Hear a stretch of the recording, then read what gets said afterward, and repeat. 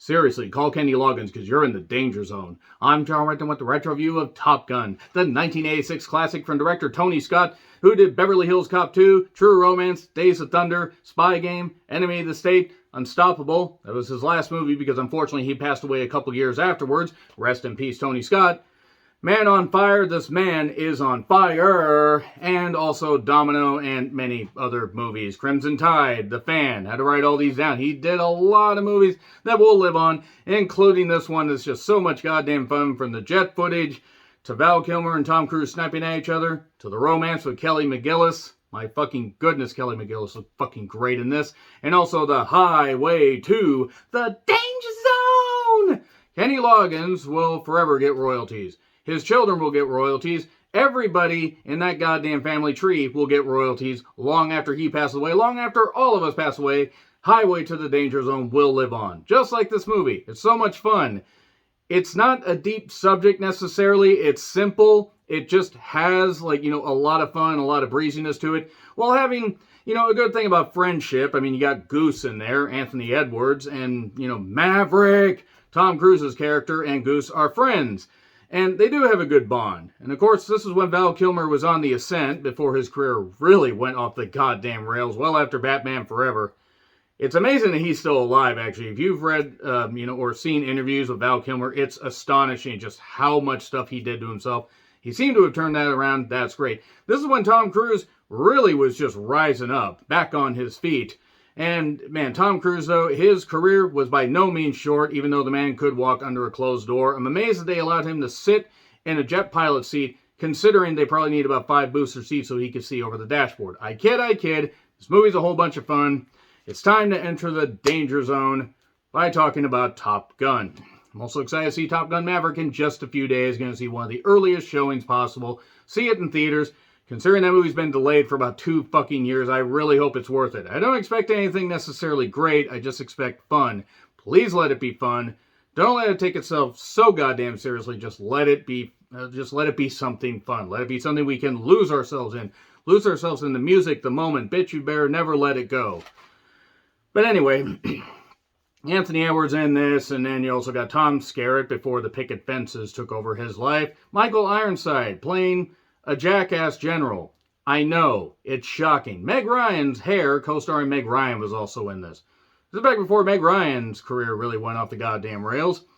And Tim Robbins was in this as well. There's a really damn loaded cast. People that were on the ascent, people that were well established.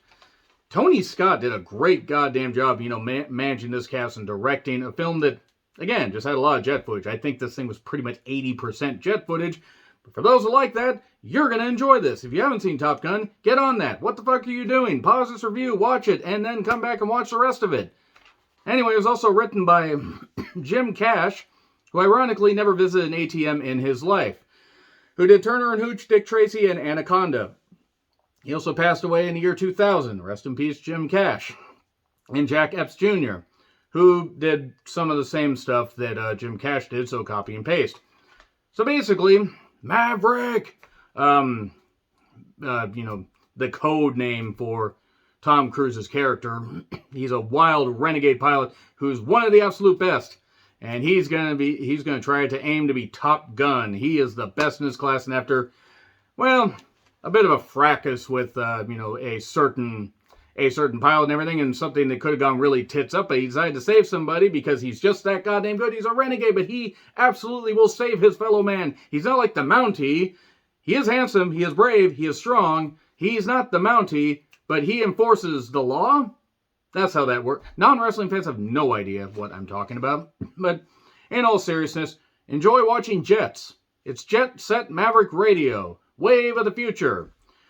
And I did kind of like how, there was a Polaroid camera in the sky. That was actually really kind of cool. It's not like Spirit in the Sky, because, I'm going to go up and see the Spirit in the Sky.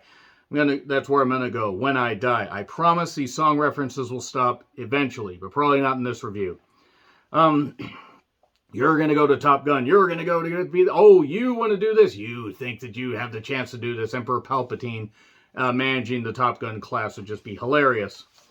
And other cliches and shirtless volleyball. Why the fuck wouldn't you want that?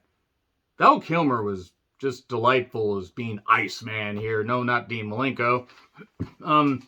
There was a funny thing at one point where they did a bad karaoke rendition. Goose and Maverick. She's lost that love and feeling. And it's kind of hilarious. I don't know why. But the movie takes itself just seriously enough so it doesn't mock anything like personal loss. But it has that breezy nature about it that just makes it so fun. And also, damn it, Kenny Loggins wrote the goddamn song for this, and damn it, they were going to use it. They used that song, I think, at least 4 different times. They used Berlin's, not Berlin Wall, Reagan Smash, Reagan Smash, Reagan Sleepy.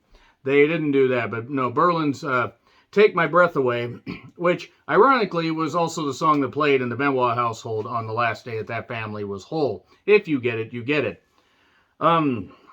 Negative Ghost Rider. A lot of classic lines in this. I feel the need for speed.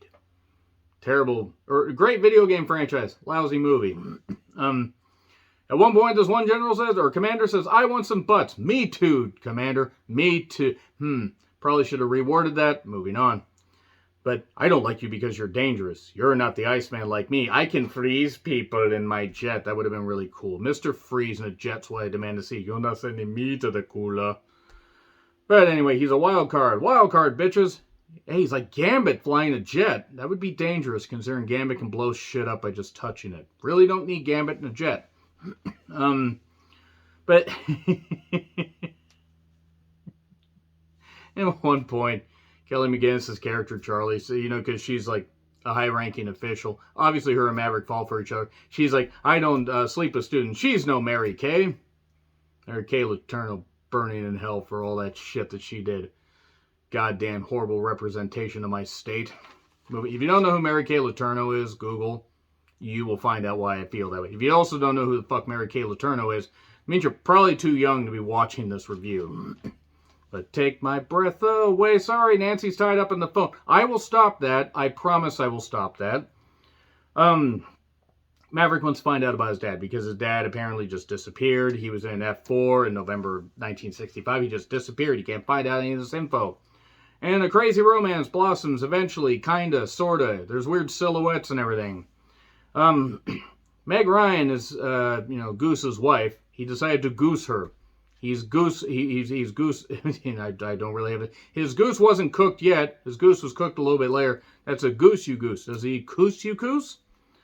And they were doing, and of course there was the love scene between Charlie and Maverick. And by the time they finished that love scene, it was time for Y2K. Feel the need for speed. I like the radar stuff or the lock-on thing. It was like Afterburner. It was like Afterburner. Remember that arcade game? God, it was fun.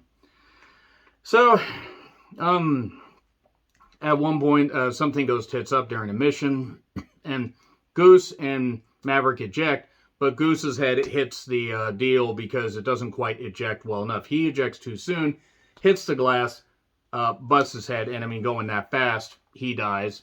And obviously, he's just, Maverick's just all distraught, all upset and everything. He's wanting to quit. Even though he's the best goddamn pilot, he's like, damn it, Maverick, I want your badge. But he's upset. He gives Goose's wife the stuff. She's upset, but not at him. She says he would have loved flying with you. He would have flown without you, but he loved flying with you. And they do another exercise. Maverick isn't handling it well. This guy said, we could have won if you would have fired. I will fire when I'm good and ready. You got that? Also, what Chris Von Erich said on September 12, 1991, and Kerry Von Erich said on February 18, 1993. Why not offend everybody? Unless you're a non-wrestling fan and you have no idea what I'm talking about. So, Tom Skerritt's character Viper tells him, hey, this is what happened. Your dad was on a mission. He saved 3 planes, and then he died. That's what happened. Okay. Simple explanation, but at least his dad died a hero, and he didn't live long enough to see himself become a villain. And Maverick decides to stay, he graduates, then they go for the real test. It's on the battlefield, because love is a jet battlefield. And then everybody just gets shot at, because the enemy of my enemy is getting blown up by missiles and bullets. Talk to me, Goose, because he's got his tags with him. He helps Iceman because Iceman King Parsons was cold as ice. He was willing to sacrifice his face turn and be the new leader of the Freebirds for no goddamn reason. Man, overshot my voice doing those goddamn song references. But then he rescues Iceman, and everybody celebrates.